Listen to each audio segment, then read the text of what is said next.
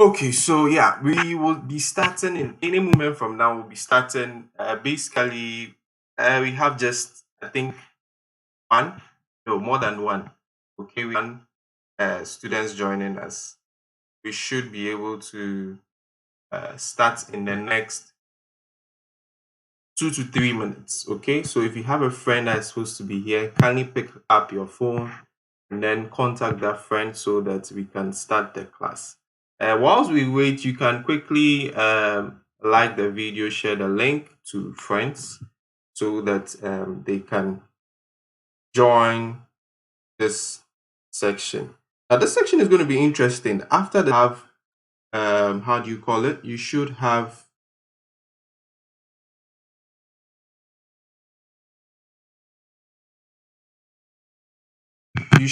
sorry about that. I was trying to send messages to my students. You should have your assignment. Now, as usual, the assignment is tailored to whatever we are going to do today. So if you're able to pay attention, you're able to um,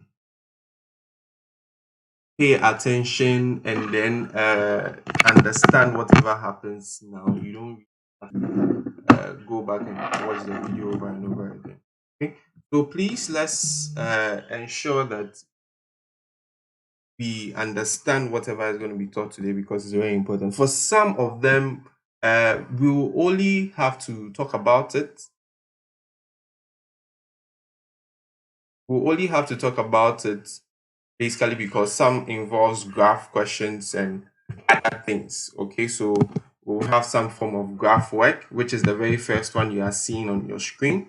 Some form of graph work. So all I can do is to just explain the details of it, and then you have to do the solutions and everything, and send that to me my email, which will be attached to the assignment link um, later when the class before the class ends. You should get the assignment link. Okay, so let's just wait for people for 1 more minute.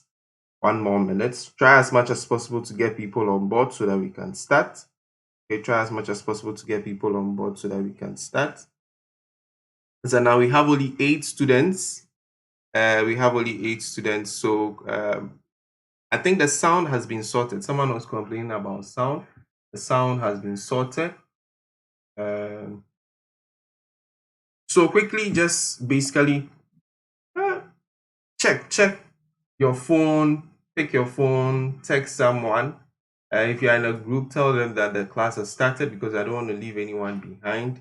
Okay, so hi, Elom. Hi, Prince. Manuel is also here. Beku is here. Angel is also here. Bajom is here. You guys are awesome. You are always on time. That is good. We'll pay off someday. Okay, so 1 more minute and then we'll start. If we should be able to get 15 people, then we can start the class. Okay, because I don't want a situation whereby we'll start and people will join in and get confused. So try as much as possible to put pressure on them to join the class so that we can start, so that we don't waste anyone's time. Okay, that we don't waste anyone's time. But whilst you do that, you can copy the question on your screen. Okay, copy the question on your screen. Copy the question on your screen. Okay, so so in order to ensure discipline, I think I should start because if you should wait for them, then it basically means you are trying to tell them that anytime they will be waited for. So in order to ensure discipline, we'll just start. So for our first question, we are going to read it. So they are saying that using a scale of 2 centimeters to 2 units on both axes, draw on the graph sheet 2 perpendicular axes OX and OY for the intervals. So I'm going to explain all this, okay? For the intervals, negative 14 to 14, that's rotation, giving you the range for your labeling on the graph. Then for and negative 6 to 14 on the y-axis. Okay, mark the origin 0, not O. Mark the origin 0, because when we are labeling, we don't label with letters, we label with what? Numbers. We don't label with alphabets, we label with numbers. So the origin, even though origin starts with the letter O, the origin is supposed to label 0, not O. Draw triangle ABC with the vertices AB, then they give the coordinates of A, B, and C, okay? And then the second part of it says what? We are supposed to draw the image of triangle A1, B1, C1 of triangle ABC using the y-axis as a mirror line. So using the y-axis as a mirror line, what it means, but I'm going to explain that where mapping, they've given you the mapping, A maps to A1, B maps to B1, C maps to C, then we have II. Okay, we have II, the image of triangle A2B2C2 such that triangle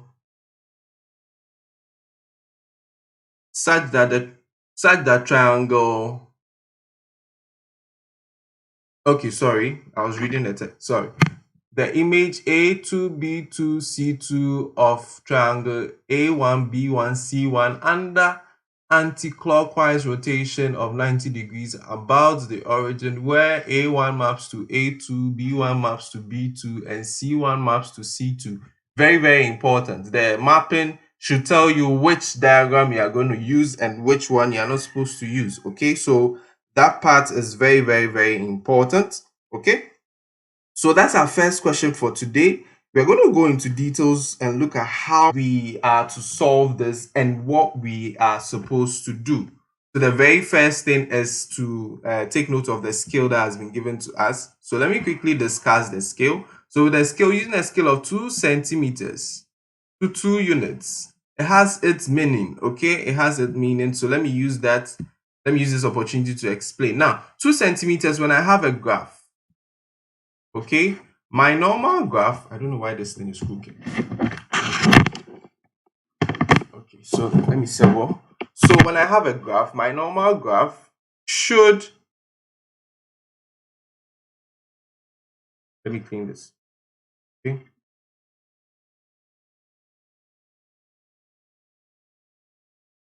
So my normal graph should have a box, okay? Okay, should have a box, okay, and then it's basically made up of 10 smaller boxes. Now, the bigger box has a length of 2 centimeters, okay? So when they say 2 centimeters to what? 2 units, it means that you are basically doing multiples of what? 2 for each of the big box, okay? Each of the big box. We don't have a graph sheet here, so we would have to do that from the way I'm explaining it. So that's basically this. And this one, you are doing that 2 centimeters to 2 units on both axes. It's very, very important to take note of that. So it means that on the x-axis, you're going to be doing multiples of 2. On the y-axis, you're also going to be doing what? Multiples of 2. So that is very, very, very important, okay? Now, the word 2 perpendicular axes basically means you should draw your Cartesian plane, okay? It means you should draw your Cartesian plane. Now, when we come to the intervals that has been given, it means that we are going to be labeling the x from what? 14. We should be able to get up to positive 14, and we should be able to get up to what? Negative negative 14. Okay, that's what it means. And then the y, we should be able to get up to positive what? 14, and then negative 6. So if we don't get more than negative 6, that is what? Fine. Okay, so basically that is it. Now this is what we are supposed to plot. So this will basically give us the original triangle, and then we are going to use that original triangle to do a reflection. Okay, so we should draw the image using an axis as a mirror line. Once you hear the word mirror line, it means you are doing some form of reflection. Okay, and then we are supposed to do some form of what? Rotation 90 degrees. Okay, so we are going to go into details with all this. So starting now, solution. So our first solution basically means you don't have to do any form of calculation. The first thing you need to do is to just draw your Cartesian plane. So I'll try as much as possible to draw a very straight line. So my Cartesian plane, two important things. do not forget to put the arrowheads on all the endings of your line, because it depicts that it depicts that what your line is endless. Okay, so if you are done, you should be able to write the or label the Cartesian plane in terms of the axis. Some of you can just write y and x, but I think you should add the axis to it. You should add the axis to it. Now that we are done with that, we go back to our scale, and then our scale is saying that 2 centimeters to 2 units. Okay, and then you realize that this last part of it says that origin 0, so we are going to label that, so that is 0, 2 centimeters to 2 units. So let's assume that this is how I want to label it. Okay, so with this one, if you are using the graph, you're going to be using the 2 centimeters, which is a full box. Okay, so the endings of the full box or the vertices of the full box are going to be where the labels will be. Okay, so let me just quickly do this. Okay, so 2 centimeters to 2 units, we know that on the right hand side of the x-axis are positive. So 2, 4, 6, 8, 12, 14. So we were able to satisfy the 14 positive for the x-axis. And then we have -2, -4, -6, -8, -10, -12, -14, and negative. So you see, -16, but with the intervals that was given, I can ignore this part of it because I won't continue. So I'll end at -14. Then let's look at the labelings for the y. The labelings for the y, we know that for y, the top part of the y is positive and then the down part of the y is negative. So let's start with the positive. Okay, so the positive, we have to label it up to 14. Okay, so let's see if this will be up to, so 2, 4, 6, 8, 10. So it means that I would have to extend this side of the plane, okay, which is the y-axis. Now take note, we are not using a graph, so we don't have to expect that my drawing will be the same. But if we are using a graph sheet, and it should be accurate. Okay, it's very, very important that we get it accurate if you are using the graph sheet.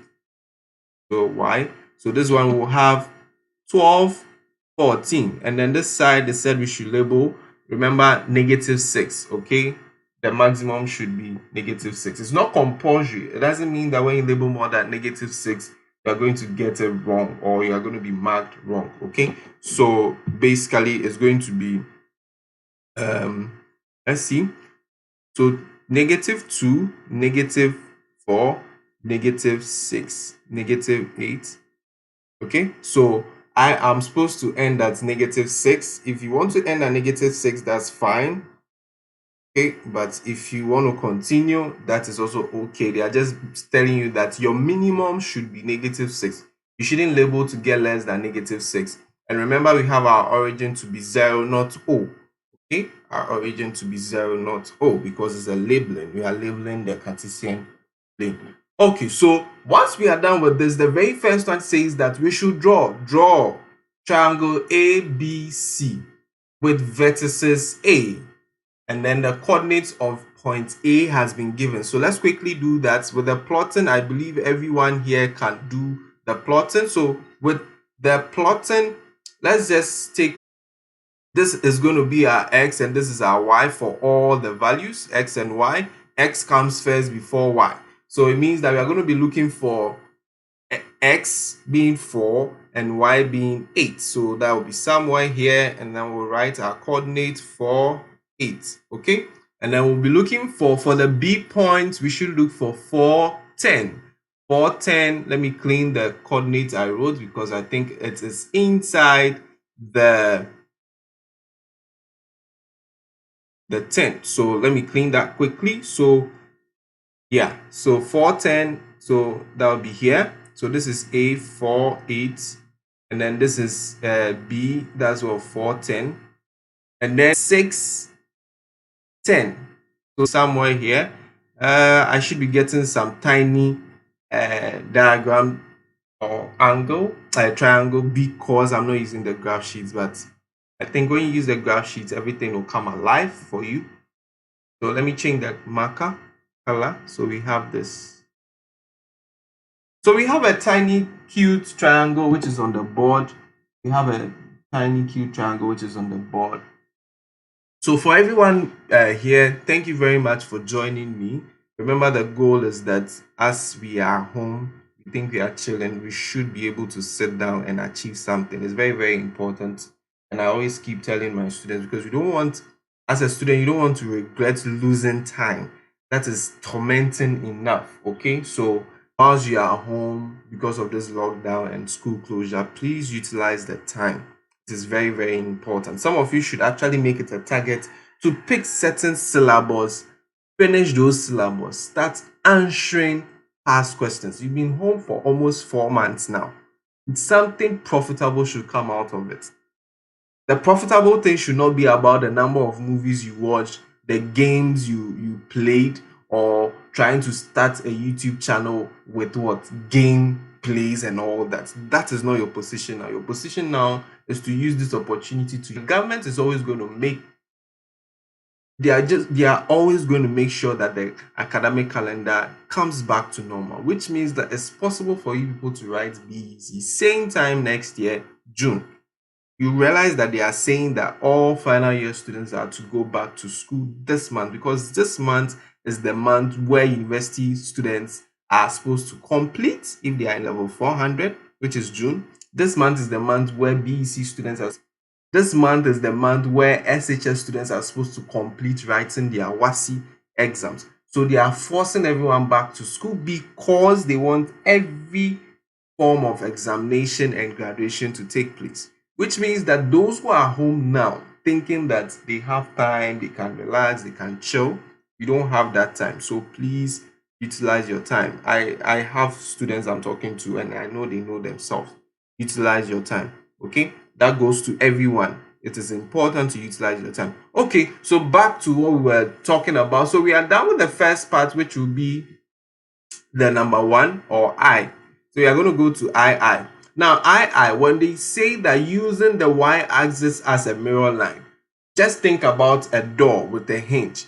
The direction of the hinge determines the direction of the door. So if I'm to use the y-axis as my hinge, what direction do you think the door will be open to? It's going to open to left and right. Okay, it's going to open to left and right, left and right, left and right. So open to left and right, and we take into consideration where the diagram is. The diagram is at this side of the plane. Okay, so if I'm going to open to do some form of reflection, then it's going to be reflected to this side of the plane. Okay, so if it's going to reflect it to this side of the plane, with reflection, all we need is to do some form of counting.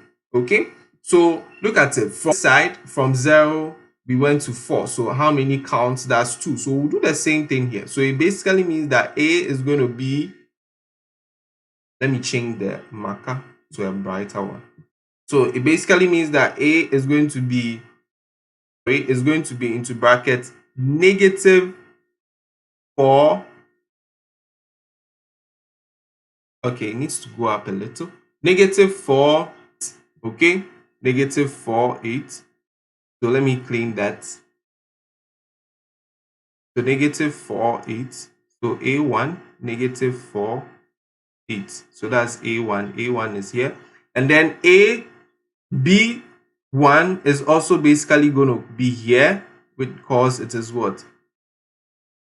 Negative 4, 10. And then we'll have our C being C1 being negative 6, 10. So that's also going to be here.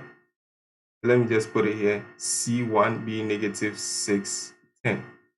Okay, so now we'll just join it quickly. And then we'll have this triangle. So you realize that we have a reflection. Now, if I should open the A1, B1, C, the other side, it's going to fall rightly on the ABC triangle, which is the original triangle. Okay, so if you are given y-axis to be your mirror line, it basically means you are using the y-axis as your hinge.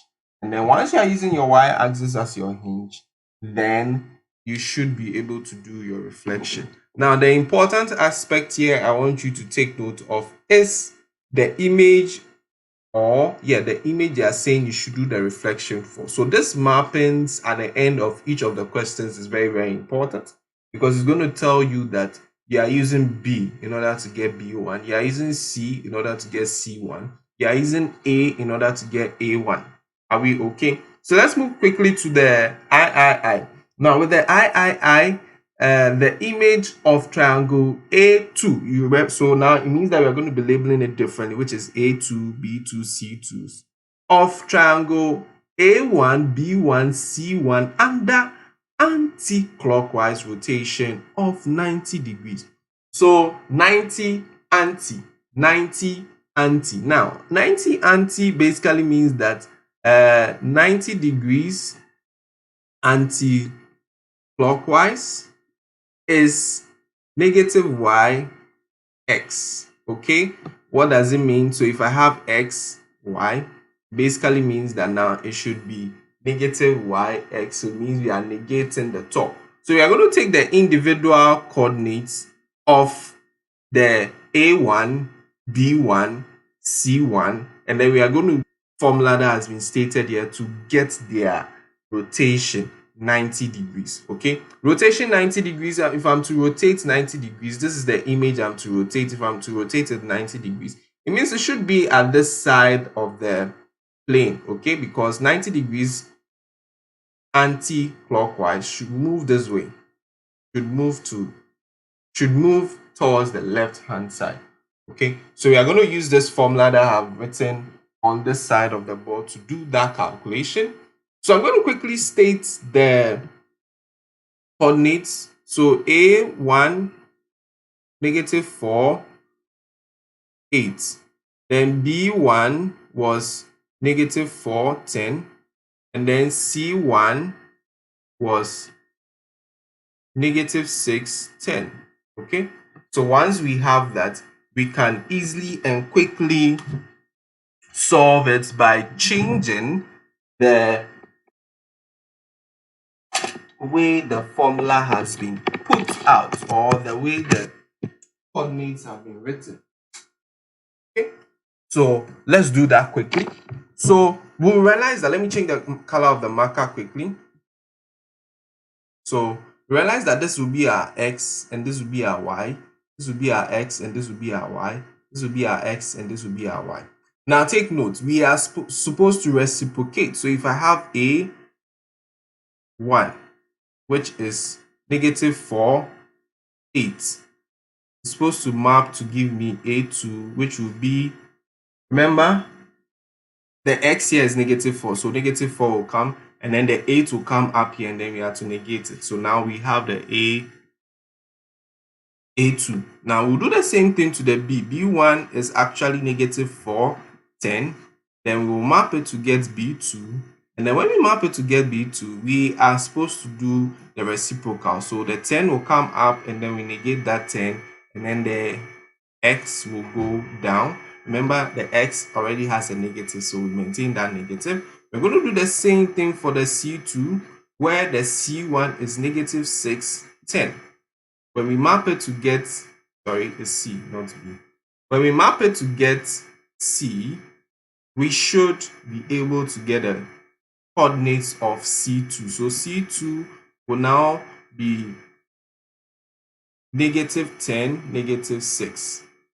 Then we'll come back to our Cartesian plane, and then we'll do our plotting.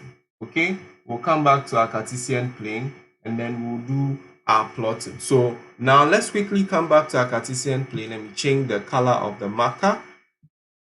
So this is our Cartesian plane. You realize that we have negatives all throughout. Now when you have this basically is a 90 degrees angle. So anti-clockwise 90 degrees, it means that you should be in this quadrant, okay, which is the third quadrant. Good. So now we are going to be plotting. So you realize that we are in the third quadrant, and in the third quadrant, all the labels are negative. So we are going to be plotting. So x, this will be our new x, this will be our new y, this will be our new x, this will be our new y. This also is going to be our new x, and this will be our new y. So we are going to plot. So it means that we are plotting x being negative 8 and then y being negative what? Negative 4. And then we are going, that's A2. So let me write the coordinates quickly. Then we are going to be plotting B2. Now with B2, we will have y being negative 10. Sorry, x being negative 10 and y being negative 4.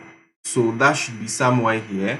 They are a bit close, but you know, I'm not using a standard graph.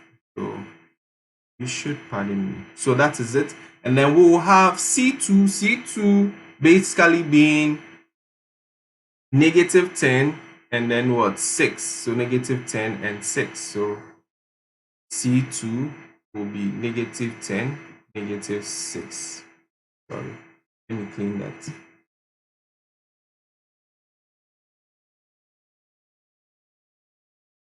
So 6. So now we'll plot. And then when we plot, we'll get this. So basically that is final. So basically that is the end of this particular question. I'm supposed to go through, watch the video over and over again. I believe you should have a question like this in the assignment. Now I've not pasted the assignment. The assignment you have there is the old one. So if you think that you can just leave the section and then go and do that one, then you are mistaken. The assignment will be pasted before the class ends. So stay tuned. Let's move to the next question. Now the next question is a very interesting one, okay? It is Venn diagram, but you see we have a lot of variables being fixed into this particular Venn diagram, which means that we are going to be tested on our knowledge for or of linear equations and how to use linear equations. So basically this Venn diagram is an algebra Venn diagram. It even has the word algebra in it, okay? That's the irony of it. So it has the word algebra in it. So basically this Venn diagram is an algebra Venn diagram. So let's see how we can solve this Venn diagram. Remember, the first thing you need to do is to set your notations. So let U be equal to the total number of students, okay? And then we will have N into bracket A be equal to what? Algebra. So students who took the algebra, okay, or who studied algebra. And then we have S being equal to statistics. And then we have into bracket A intersection S being equal to let's see. So it's equal to 4. So we'll just write 4 there. Okay. Now let's draw our Venn diagram. We're going to draw a Venn diagram quickly.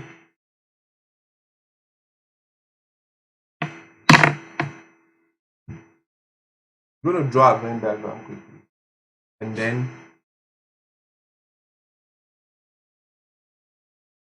okay, so we'll have this. Sorry, it's not a neat drawing, but it should be fine. So we have this. So quickly put our universal set out here. And then we'll have, okay, so with the universal set, you can do U equal 30.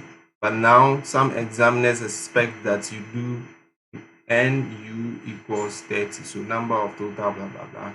Let me do that here also. Then from the question, we have that. Let's label the circles quickly. The circle, we have N, this. And then they are saying that algebra, the number of students who studied algebra is what? X plus 2 into brackets X plus what? 10. And then the number of people who study statistics, it is so N into brackets S equals 10x plus 3. So I'm going to put that there. Okay. And then they are saying that 4 students studied both algebra and statistics, and obviously this is where they will be. And then we have 2x studied only algebra, so 2x will be here. Remember, this side of the Venn diagram, this side of the Venn diagram stands for only. Venn diagram also stands for only. Okay, and this side is for both. When you put all together, including the 4, that will be for the algebra, all students who studied algebra. When you put all of this together, that will be for all students who studied what? Statistics. Okay, so having that basically means that 2x, because they said only algebra is 2x. And then we have another one, 3 studied none or neither algebra nor statistics. Now they are part of the universal set, they are in the class, but they, for some reason, they didn't study algebra and they didn't study statistics. So basically, it means they are going to be out here. So 3 will be out here. Okay. Now the very first part, illustrate your information on a Venn diagram. That is what I've done. Later, if you are done and you want to draw and fit in the correct values, that would be awesome. So we've done that. The II says that how many students studied algebra. So if they are saying that how many students studied algebra, it basically means that we can quickly, boldly, or confidently say that we have these students who studied what? Algebra. So it means that the number of students who studied what? Algebra should be equal to x, 2x plus what? 4, which is the same as the number here, because this is the number of students who studied algebra. So we can equate it, so x plus what? 10. And then we are going to find the value of x. When we find the value of x, we are going to substitute it into what? X plus 10, because x plus 10 represents the number of students who studied algebra. So we'll quickly do that. So now let's use this to solve for x, to find the value of x. Once we find the value of x, I think we are sorted. Quickly, that will be 2x. Let's group like 10. So this x comes to subtract. This is 10 minus what? 4. And then we'll have what? 6, and this will be x. So the value of x here is 6. Okay, so it basically means that the number of students who studied algebra will be x plus 10. But now we know the value of what? X. So we'll state that where x equals 6. So therefore 6 plus what? 10, which gives us 16. So it means that 16 students studied what? Algebra. Let me change the color, and then I'll put that here. So 16 students studied algebra. So it means that once we know the value of x, we can also go ahead and find the number of students who studied statistics. Okay, number of students who studied statistics. Now, why do we need to find the number of students who study statistics? We need to find the number of students who study statistics because once we find the number of students who study statistics, then we can use this number of students who studied both subjects. We can subtract it from what? The number of students who study statistics, which represents this circle in yellow, okay, in order to get the shaded green part of the circle. Okay, so number of students who studied S only is equal to the 10x plus 3, okay, minus 4. We need to subtract this part of the circle in order to get the only. Remember, the green part, the green shaded part represents only statistics. So, and then the whole circle represents what? Statistics. Whether you did statistics and algebra, it doesn't matter. The whole circle means you are included. So if you want to find the only, which is this side, the green side, then it basically means that we need to subtract the 4 from it. And then the whole circle is actually 10x plus 3. So if you are going to find just the only side and we know the smaller portion which represents both students, then we can just do some form of subtraction in order to get them. So to do that subtraction, we are not going to worry our head because we know the value of x already. We are going to fix it in there. But before we fix it in there, you make a statement where x equals 6 so that the examiner will know what your x is. Don't go straight away and go and fix in x. Okay, so having that basically means it's going to be 10 into brackets plus 3 minus 4. Okay, so to do that, we would, that will be 60 plus what? 3, and that will be minus 4. This will give us 59. So 59 studied only 59 studied. That's a lot. That's a lot. So let's go back to the question and analyze the question again. So we have 2x only studying algebra, and then we have 3 studying none of the 2 subjects, and then we have, okay, so what's going to happen here is that I'm going to fix all this into equation, and then I'll equate it to what? 30. And then when I equate it to 30, we should get some form of solution quickly. So let's do that instead of just using this shortcut. Let's do that and see if it's going to work for us. Okay. So remember that A actually represents the number of students who studied. The number of students who studied, which means what? In totality. So the 2x and then the 4 and all that. So what I will do here basically will be to represent this. So I'll just name this side as what? A. Okay, small a. So I will rather say that the statistics, in order to find it, I'm going to find the number of students. I'm going to find A. Okay, so we already know that x is equal to 6. Okay, so taking this, it means there's going to be this plus 4 plus A plus what? 3 equals 30. So solve it. Okay, so statistics, which is this is another way to solve it rather than ignoring. If you go and use this, they intentionally brought that. If you go and use it, you find yourself once you realize that when you solve it that way, you have huge figures. This is A. So I've just represented the only statistics with what? A. We know the value of x, so this should give us, I think, 12, because 2 times what?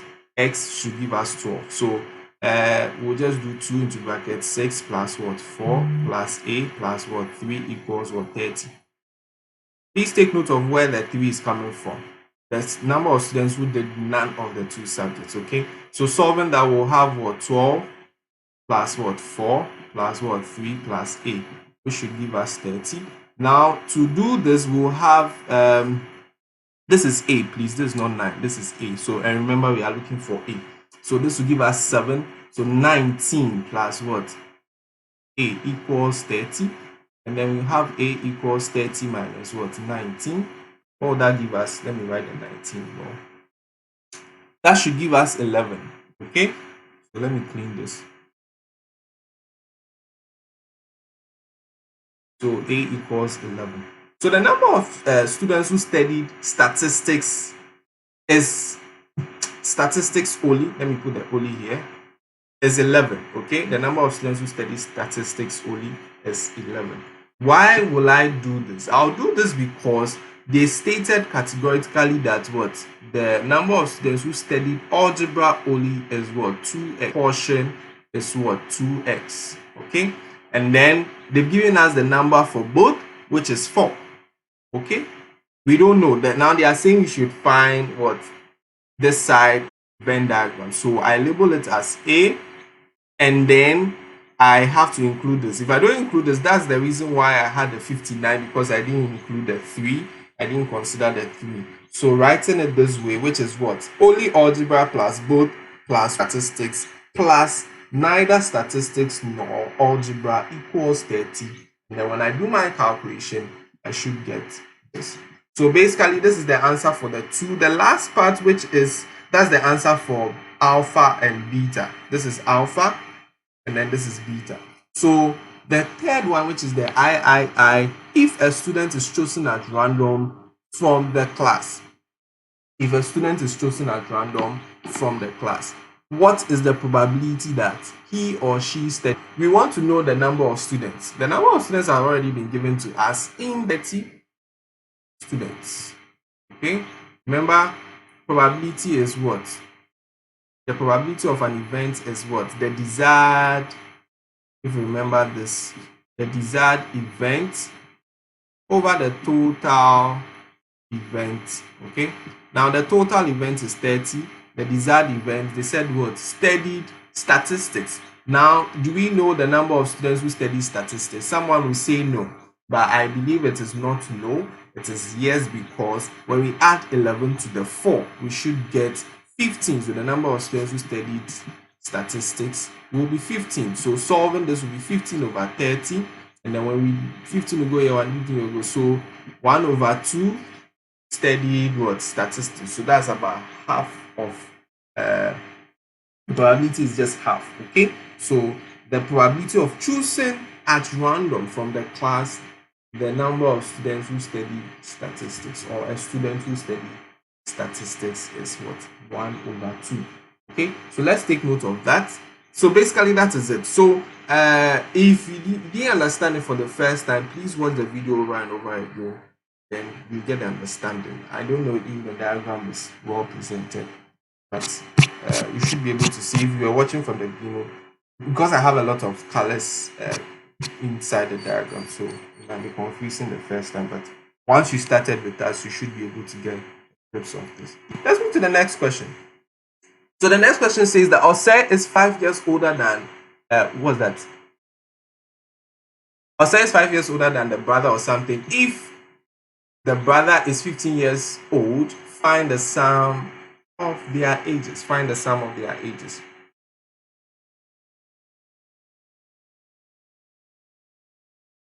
So, and then WASSCE. Now, what we are going to do is that if we take 5 years, okay, the emphasis should be on the brother. The brother should represent X. WASSCE is 5 years older. If you are 5 years older, it means you are 5 years more. Okay. So someone is saying that what about the 10x plus 3? Now the 10x plus 3, if you want to use it, means you have to consider, or you have to use the x plus 10. So if you are going to use the x plus 10 in your calculations, then you need to use the if you are going to use the 10 and find the whole, then you need to use the what? X plus 10. I don't know if I'm making sense. Okay, so it's not everything that is given in the question that you are supposed to use in the question. They know that students would attempt using the 10x plus 3.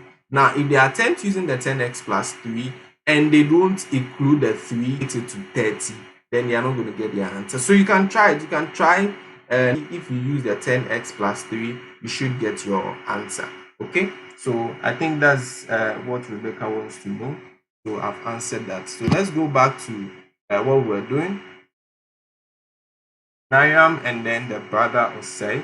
So with Nairam and the brother WASSCE, we have X. So he is X years old. Okay. And then the brother is 5 years older. 5 years older means you have 5 years more. So it means that the brother is going to be 5x, or x plus 5. Sorry, not 5x, x plus 5, or 5 plus x. Whichever one you want to write is fine.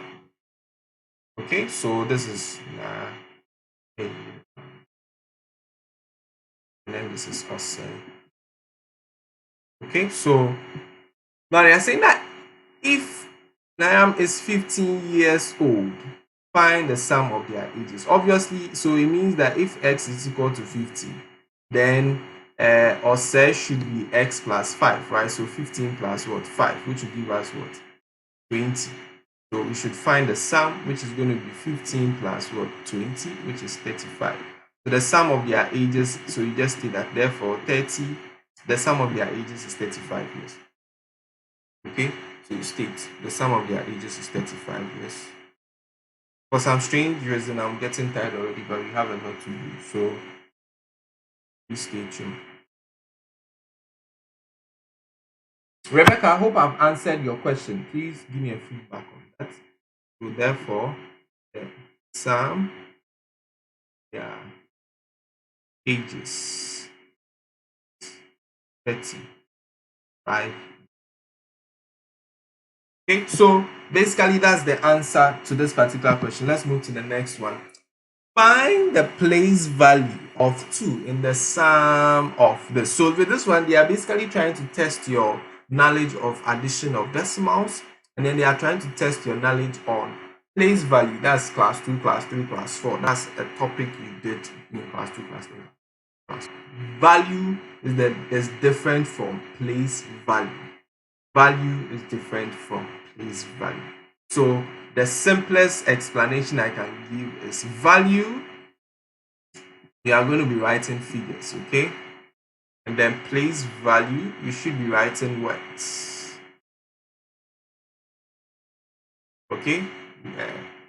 Names of numerals, okay, or positions of the names of the numerals or the place value chart. So assuming I have this, so it is 3,709, and then they ask me what is the value of 7 in 3,709. It basically means that the value of 7 in 3,709 is 700. What is the place value? It means that it is what? In the hundreds. So you state that what? Hundreds. Okay. So basically that's what you need to do. So let's quickly do the summation. I don't think I need to answer this question, but once it is here, let me just do it. So we'll do the summation. You guys are going to, you've been quiet for some time, so you're going to help me do the summation. Now take note, if you're going to add decimals, all the decimals, right?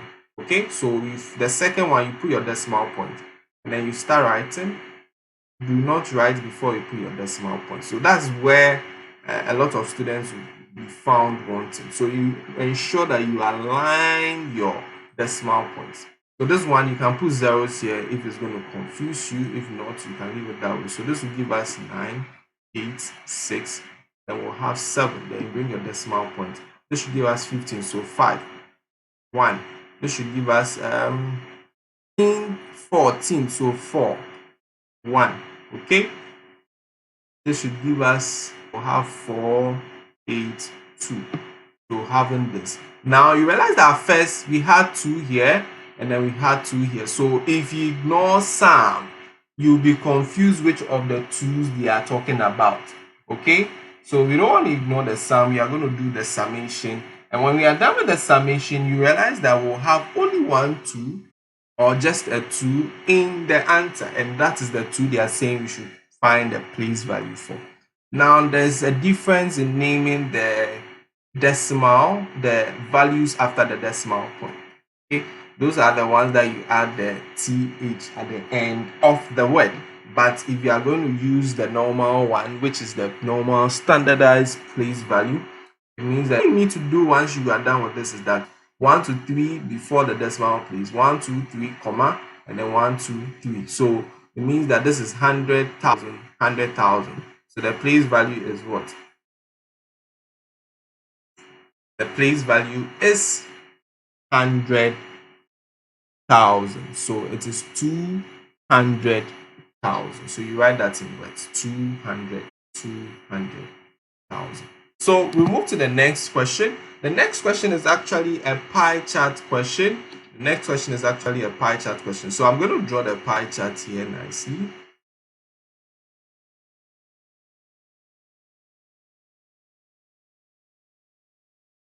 So we have here 50 degrees.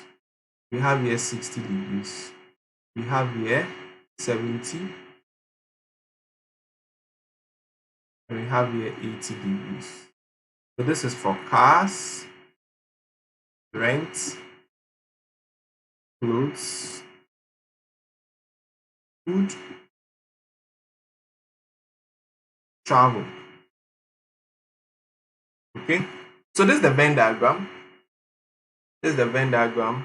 Sorry, this is the Venn diagram. Basically, maybe because we did Venn diagram for the first time. So this is the pie chart. Okay, this is the pie chart we are supposed to. Oops, sorry. Wow. Let me just reverse this. Can I reverse it? No? So I have to draw again.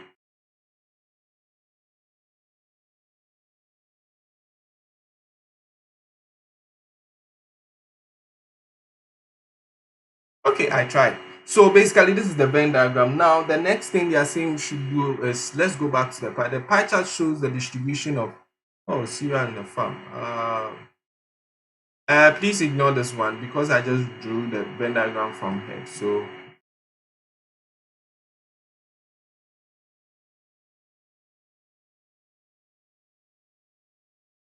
spending is there now. Okay, so we say our spending. instead of serial on the farm. Okay, so let's ignore that. I'm from here, that's why. So the first one, they said what? Use it to answer the following questions. What angle representation or represents the number of, oh, okay, then let me just do the rise and millet and all those things. Okay, so let's do that quickly so that we don't have to go back and forth with when you use it. You use yam, blah blah blah blah blah blah. Beans. Is beans a cereal? I have no idea. Wheat. So the first one we have maize. Yeah, I'll do maize. I'll do rice.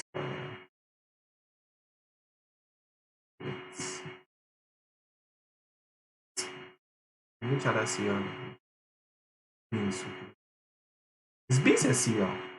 Those who do home econs and other things, let me know if beans is a cereal. But this is just to help us answer the question. Okay, so now they are saying that that's on the farm. I've answered that nicely now. They are saying that use it to answer the questions that follow.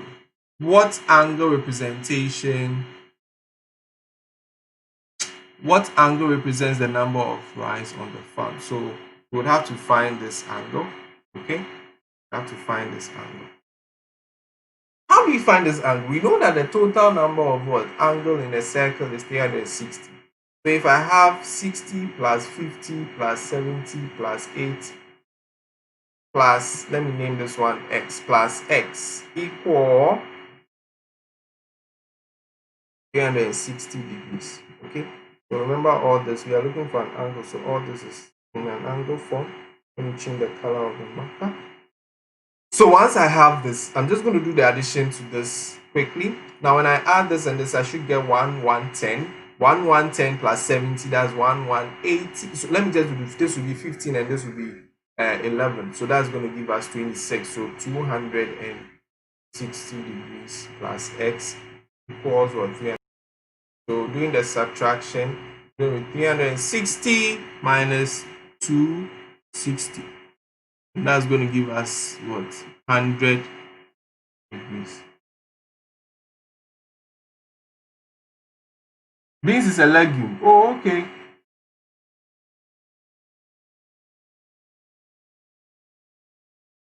Beans is a legume. So we have someone joining us from India. Thank you very much for joining us. Please subscribe if you are new to this channel. So beans is a legume. That's fine. Let me just leave it there.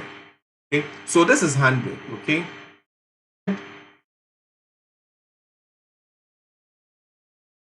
So rice represents, or the angle representation for rice is what? 100. So you can put that in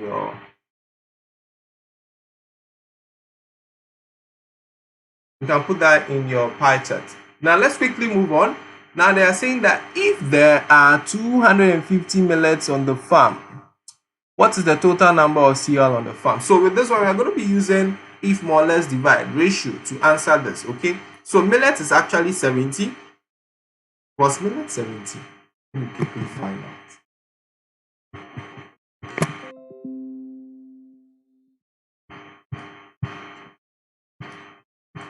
So I want to check.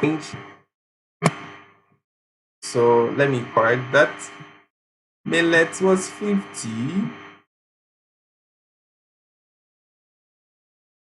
So I'll give beans 70. So millet was 50. So they are saying that if the number of millets, if there are 250 millets on the farm, what is the total number of cereal on the farm? So we want to find the total number of cereal on the farm. Okay, all we need to do is basically do some form of ratio. So 50 degrees actually should give us what? 250, and then the total should be 306 of the angle of the circle, which should give us the total number of what? Cereal on the farm. So once we have this, we are going to do if more or less divide. Doing if more or less divide basically means that we are going to look at it carefully with reference to x. Okay, so 50 gave us 250, but we 360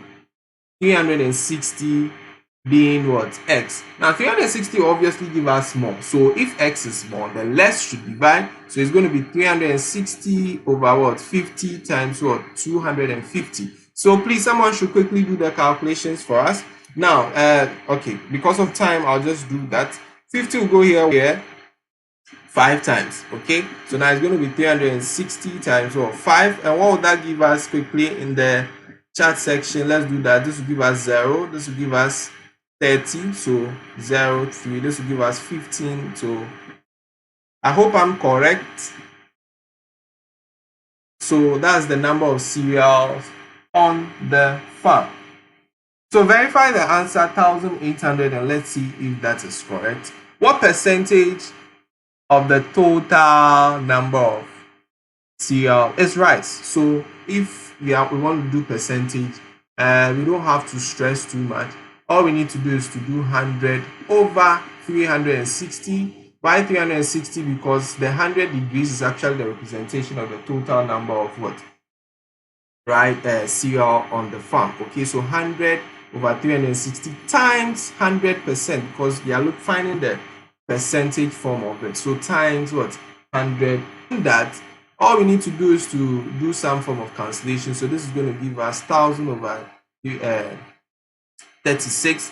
What will be the answer to 1000 over 36 in percentage? So 1000 over 36, someone should do that quickly and put that in the chat section. What will be the answer?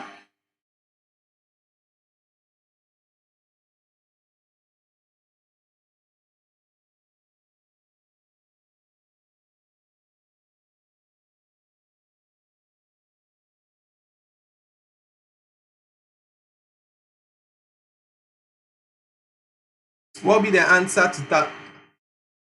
Let me just do the thing myself. So 1000 over 36, if we should use 2 to break this down, we should have, okay, so we should be getting a decimal. Okay, so that was going to be 27 point, 27.777, but okay, so we'll make it 7.8%. Okay, so that will be our answer, 27.7.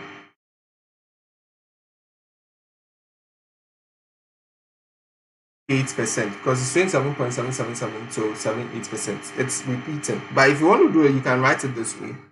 Okay, so it's the same as 27.77, and then you just put a bar on top, or you can just do 17 and put a bar on top.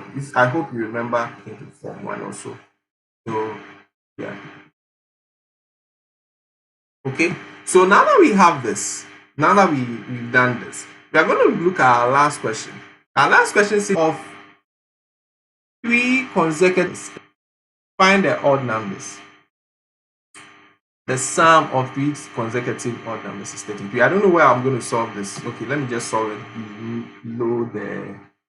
So consecutive odd numbers basically means that the first one is going to be x, the second one is going to be x plus the first odd number, which is 1, and then we'll have x plus the next odd number, which is 3. Okay, odd numbers are basically numbers that end with 1, 2, 1, 3, 5, 7, 9. Those are odd numbers technically, so 1 is considered an odd number. Okay, so this is the first 3 what? Consecutive odd numbers. Okay, the first 3 consecutive odd numbers. If they say the first 3 consecutive even, the first one is going to be x, the second one is going to be x plus what? 2, the third one is going to be x plus 4, then so on and on. You just be adding the odd number, the even numbers, you know. So it's the same thing, or it's the same principle we are using here. Okay,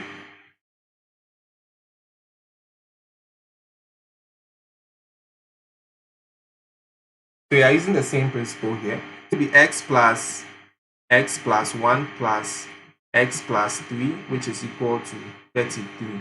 We are going to solve for x. How many x do we have? We have 3x plus what? 4 equals what? 33.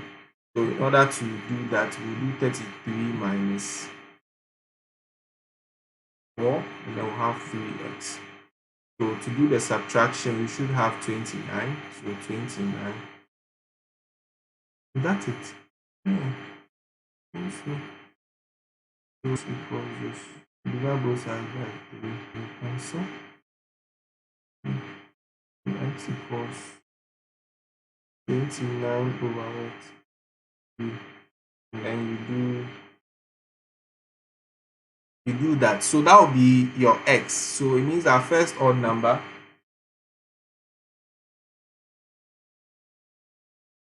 Oh, the thing keeps. Are you sure? Maybe it's MTN that is trying to misbehave. So once you get the value of X, then what you need is to just fix in the X into the sum, and then you should be good to go, or you should be sorted out. Our lens is breaking. I don't know why. The weather is moody or mushy right now. The weather is moody or mushy right now. Saying that if you do x plus 1, x plus 3. Now you see there's a controversy as to whether 1 is considered an odd number. Okay, so for all you know, the person who said this question didn't even consider 1 to be an odd number. So then let's see if we use x plus 3, okay, and then x plus what, 5. Let's see if you are going to get the answer. So it becomes x plus 3 plus what, x plus what, 5 equals what, 33. Okay, so once we have that, then we can go ahead. We'll have 3x plus what, 8 equals 33. And then when we do our calculation, you should be able to get, you will definitely get a decimal somehow. So this will give you 33, 8, and then we have 3. When we do the subtraction, we get 25, 3x over 3 over 3. And then you fix in the answers in the respective values, and then you get your answer. But that's how you solve consecutive odd numbers. Okay, that's how you solve consecutive odd numbers. That's how you solve consecutive. Now the question is that, do we consider a decimal as an odd number? Do we consider a decimal as an odd number? Are fractions considered as odd numbers? What are odd numbers? The definition of odd numbers should be able to guide us. So I believe 1 being an odd number, I think I support the controversy that 1. Okay, so this should work for you, because 29 over 3 should be an odd number. So we are saying that you should find the odd numbers. All you need to do is to add 3 to this, and then it moves on like that.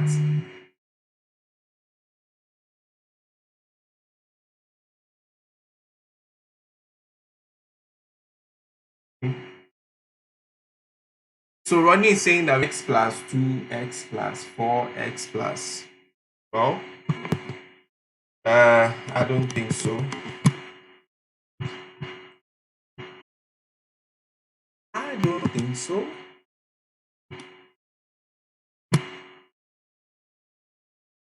So I want to check the internet for those who are complaining that. Oh, okay. Sorry about that, guys. I think the question is actually incomplete. I think the question is actually incomplete. So what I'm going to do is that, you see, there's this part saying that take the last odd number, to be 2x plus 1. So it basically means that we should make the last odd number to be 2x plus 1. So once we write the first two, the last one should be 2x plus 1. So what you can do is to try it. Okay, what you can do is to try it. Okay. What you can do is to basically try it. Now the question is not complete. Rodney is also making a point that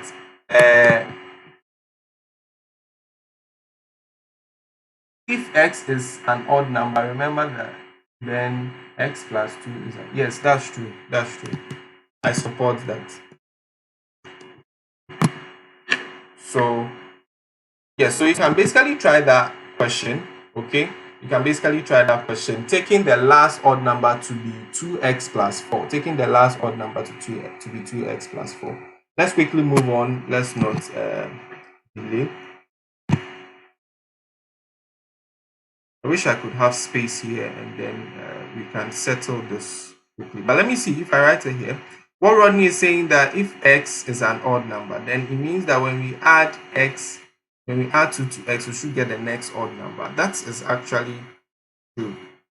And then when we add, but with this one, the question is saying that we should take the last odd number to be 2x plus 1. Okay, so it might not follow suit on what he's saying, but what he's saying, he has a point. Okay, so thank you very much, Rodney. We're going to move to the next question. With this odd numbers, consecutive numbers, and other things, I think we should do a lesson on it, an extensive lesson on it. Please let me know if the thing is still breaking, because I just went to check the internet and it is fine. So that if I have to reset the internet, then I can reset it quickly and then we'll move on. Okay.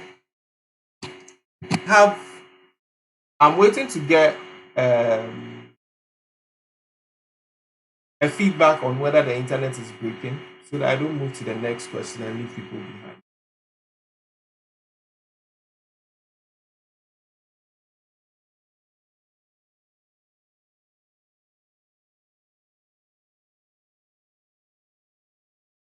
It's still breaking.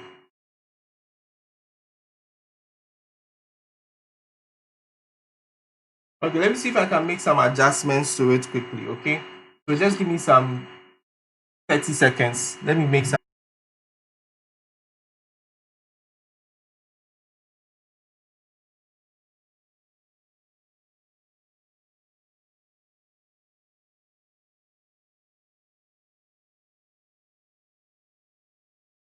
So the internet is fine apparently. So let's just move on. I think there's this lapse or loop that happens once a while. Okay, so just it doesn't mean you miss any part of it. Okay, it should still work. Okay, so we have this. Now this is a new way examiners should set their. Okay, so they use set notations to depict their set. So it basically means that the universal set, this is the universal set. Now the universal set, this is prime, okay? This is just prime, not 1. Okay, I copied the question from somewhere. Google couldn't give me that prime symbol. So, or Word, no, it's Word that couldn't, no, PowerPoint couldn't give me that prime symbol. That's how come we have that there. Okay, so subs counting numbers. The first thing is that we have to list the members. So let's list the members. We have element is the same as members. Okay, so listing the members, we'll have members of the universal set, which will be, so they are saying that the members shouldn't be less than 0 and it shouldn't be less than or equal to 0. So we'll start from 0. 1, 2, 3, 4, 5, 6, 7, 9, 10, 11, 12. Okay, so 12. Why 12? Why did we start from 0 and ended at 12? We started from 0 because we have this, okay, and we ended at 12 because we have the greater than or less than or equal to, less than or equal to, okay? So the equal to sign there actually gives us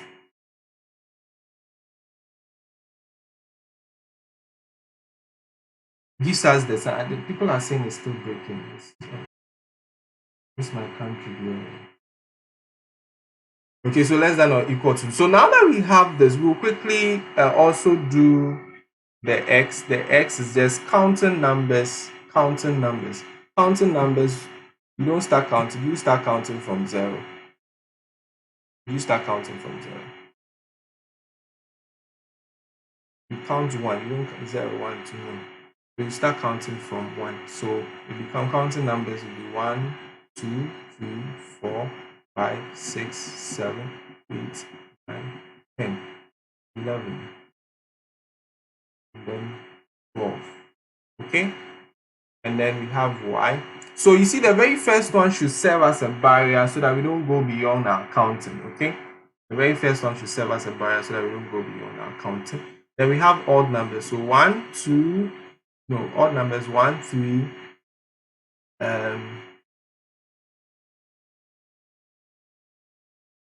1, 3,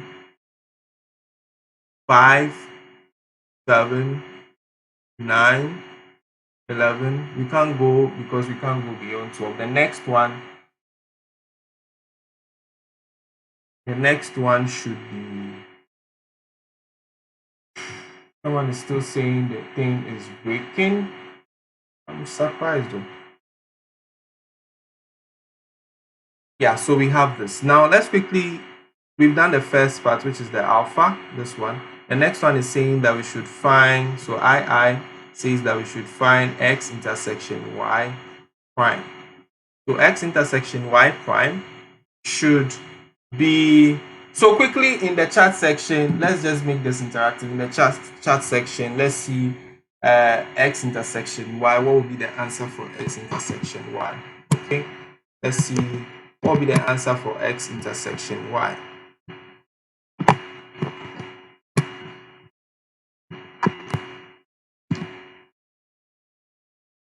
What would be the answer for x intersection y?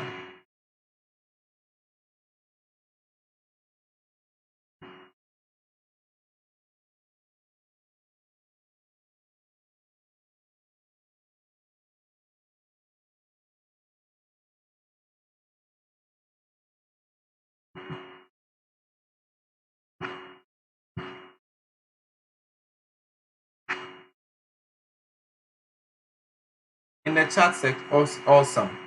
So the answers are in. The answers are in. So x intersection y. Basically, if you want to find it, all you need to do is copy this, that,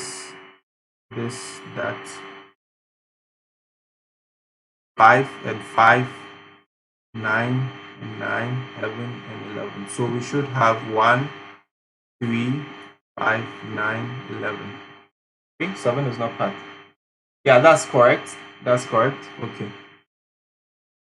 So that will be for beta, the one with the Y symbol. I don't know that what that name is as I. Then just, we are not done. Okay, so there's a prime by it. There's a prime by it. So I'm going to use this to explain what the prime means. Okay, so before we do the I thought that was the last one. So this prime, which is where the arrow is pointing, that prime has a meaning. It basically means that when you take the universal set, which is this one, you are going to use it to compare. Okay, you compare with the universal set. Comparing with the universal set, okay, comparing with the universal set and this x intersection y, of x intersection y should not be written intersection y prime, but they should be part of the universal. So it's basically like we are writing the opposite. I was 7. Oh, 7 is in the thing. Okay, sorry, I didn't see it. Okay, so should not be part of the universal set when we are writing it. So quickly, it means that we are going to cross out the ones that we go for x intersection y. So this will be crossed out. 3 will be crossed out. 5 will be crossed out. 7 will be crossed out. 9 will be crossed out. 11 will be crossed out. So x intersection y prime is going to be what? 0, 2. Please be watching so that I don't leave anything out. 6, 8, 10, and then 12. Okay, so having that, we'll have 0, 2, 4, 6, 8, 10, and 12. Are we okay? Good. So 6 is part of it, 8 is part of it, 10 is part of it, 12 is part, and 0 is also part of it. Okay, so this is the prime. Now let me explain what prime means, or complement. Sometimes they call it complement. Basically means that when you take what they are saying you should find the prime of, compare it to the universal set. Anytime you are going to do a question that has a prime, there should be a universal set or a mother set that you compare that particular set with. And then when you compare, the numbers that are not in that particular set are the prime or the complements of. So that is II or the beta. Now we'll go to this one, and then the third one, which is this, is similar to basically this one. So you just have to relist this, and then you get your answer. Okay, now they are saying we should factorize this. Remember, there's a negative here. Okay, so we need to consider that when we are doing our factorization. So we'll have negative PQ minus PR plus MQ plus MR. Okay, so you realize that we'll have P here and P here, so we can factor out P. We'll have M here and M here, so we can factor out M. So quickly doing that, when you do your factorization, well, you should be able to get two different groups of whatever you solve. So we are going to take P out. Okay. In the process of taking P out, we'll get P. So I will prefer taking negative P out. And then I'll get Q plus R. Why plus? Because negative P multiplied by positive R will give me negative PR. But if I make it negative over here, then it's going to be positive, and then the answer is not supposed to be positive, it's supposed to be negative. And then here we'll factor out what? M. So positive M, and then we'll have Q. And then now to write this, we write the ones that have been repeated twice as 1. So Q plus what? R, and then we'll have negative P plus, which another way you can write this if it's an objective question is going to be M minus P. It's the same thing. Both of them are correct. So whichever one you write, you should get your answer correct. Okay. So that is how you do the factorization.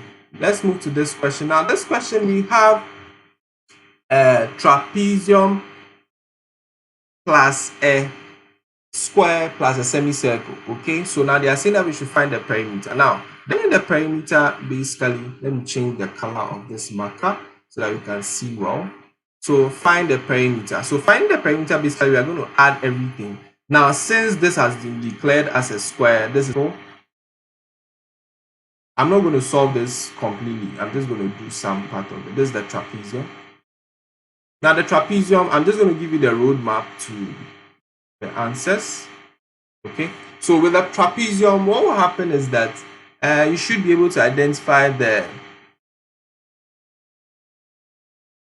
parallel sides, and then you use the parallel sides to answer your question. Okay, so you realize that this is slanting, it won't be the parallel sides. So you also, I think, need the height and all that. So basically, that will be for the area when we are finding the total area of the plot of land. So to find the perimeter, since this has been declared as a square, it means that if this place is 56, this place is also going to be 56, this place is also going to be 6, this place is also going to be 56. Okay, now perimeter for this one, you mean that you'd have to find the circumference of, and then to find the circumference of a semicircle, basically you need the radius, and this is 56, so it means that you're going to divide the 56 into 2.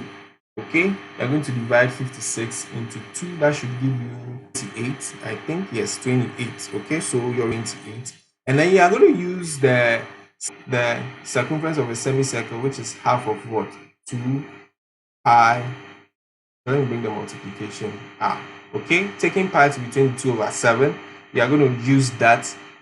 So we can use this to cancel. So it's basically pi r.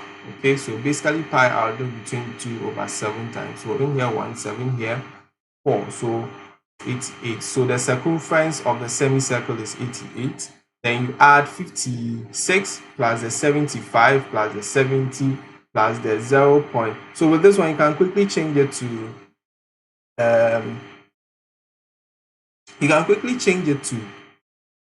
meters. Okay, kilo means 1,000. So when you change this to meters, you should get somewhere around 1, 2, 3. So 80. Okay, so 80 meters. So 80 plus this one plus the circumference, and you should get your answer, which will be the perimeter. Okay, if you have any questions, let me know on this. Now the area, what you need to do is to find the area of the trapezium. You should know the formula for finding the area of a trapezium. You should also know the formula for finding the area of a square, and you should know the formula for finding the area of a circle. Now, finding the area of a circle, you divide it into 2 because this is just what? A semicircle. So finding the area of a circle is what? Pi r squared over 2 should give you the area for a semicircle. So you know your R already to be 28. You fix that in and you solve your area. You put it down. That could be your area 1, and this could be your area 2, and this could be your area 3. And when you finish, you sum everything up, and then you produce or provide that as your answer. Okay. I think we've spent more than 1 hour. That's why I'm rushing through this. And then we have this. Now with this one, let's look at it carefully. We have a triangle. Okay, we have some arrowheads in them. So quickly we'll see how best. Now to do this, when we look at 27, okay, the goal is to solve this side, and then it will help us also determine what kind of triangle this is. So when we solve this, okay, we'll end up getting x, okay, because this is corresponding to x. So we can state that x is equal to 27 because 27 and x are corresponding angles. Once we get a 27, okay, once we get a 27, we can quickly find the value of what? Y. How do you find the value of y? Remember, we have 2x here. So 2x, once we know x is 27, then now it becomes what? 2 into bracket 27 plus what? Y plus what? 27 again equals 180. Why 180? Because this is an angle on a straight line, which is what? All these are supplementary angles. They add up to 180. So then we'll solve this and then we'll get our answer. Okay, so we should get something like 54 plus what? 27 equals 180. So you do those calculations and then you should get your answer. You should get your y. Once you get your y, I believe we found x and y, and then they are also saying that we should calculate for let me see, E, G, B. So this angle, we should calculate for this angle. Now with this one, you can use co-interior angles, the rule for co-interior angles, or you can use this one, find the supplementary angle for x, and then that is the same as what? The angle here, which is what? EGB. The supplementary angle for x here. Okay, let's assume I name this case A. The supplementary angle for that A, or the A, will be the same as this because they will be corresponding angles. Then what type of triangle is what? EHI. Where's EHI? EHI. So what type of triangle is this? So we have this. Now the type of triangle this will be 54. This when we add should also be a different angle. If you get y to be the same as any of these two angles, then you mean that you are dealing with what? An isosceles triangle.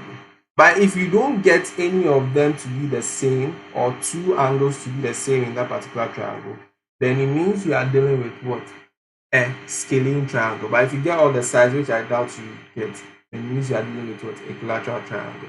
You realize that I'm not going into details with some of these questions because they are actually part of your assignment. Okay, so if you need any explanation or guidelines on how to solve, I don't want to solve it, then it will mean that you just come and watch the video, copy the answers for me. I don't want to do that. So they are part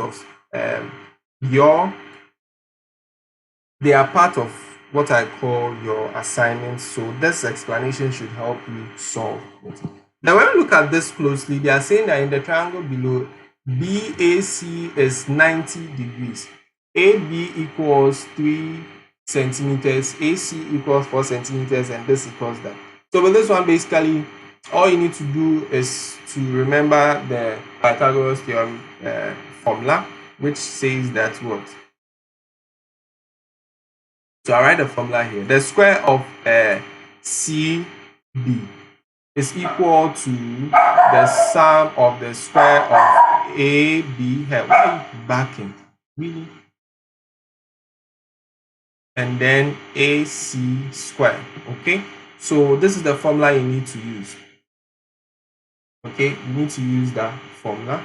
Now using that formula basically will mean that we have all this, so we can quickly solve for what? X. Now you realize where the 5 is, so we are just basically going to put 5 square here, and then we'll put 4 square and then 3 square. It doesn't really matter whichever one, because addition is what?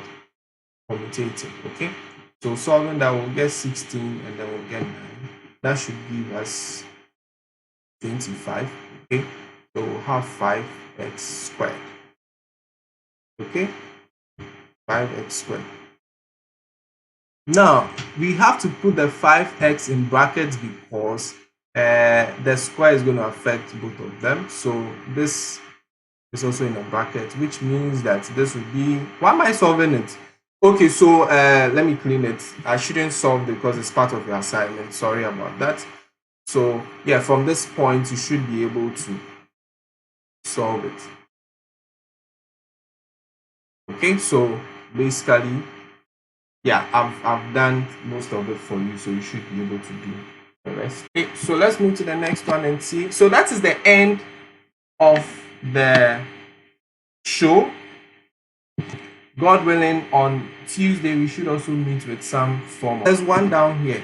So with this one, they said you should simplify. Okay, so this one you're just going to do some form of binomial, polynomial thing, and then you expand and then you simplify it. So the x minus 4, okay, and then x plus 4 minus into bracket x plus 5, x plus 5.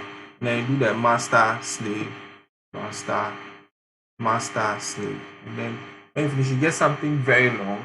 And then when you get that long thing, you simplify by grouping like terms and doing all that.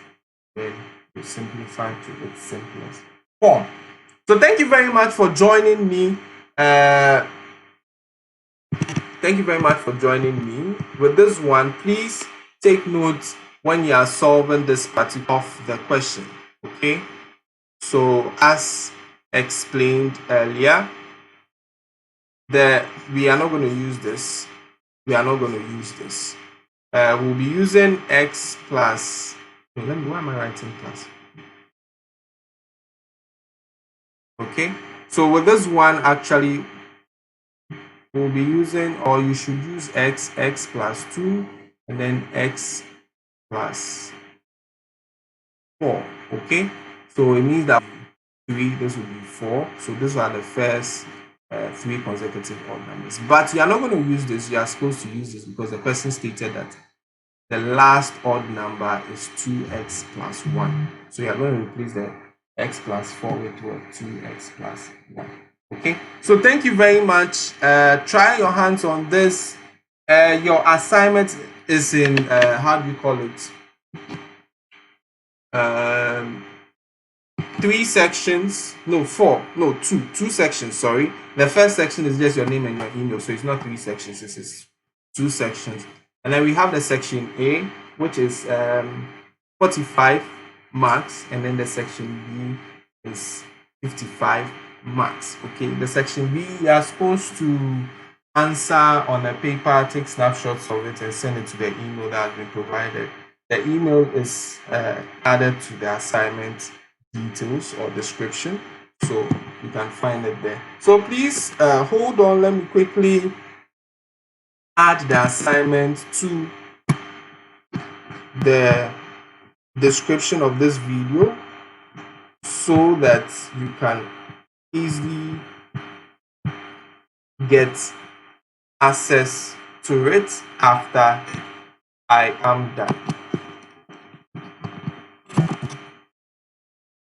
Okay, so that would be assignment. What assignment do you think is it? Assignment 1 or 8? Sorry, assignment 7 or 8? Okay, your name is 9. Assignment 9. Let's see. In the final check 1, 2, 3,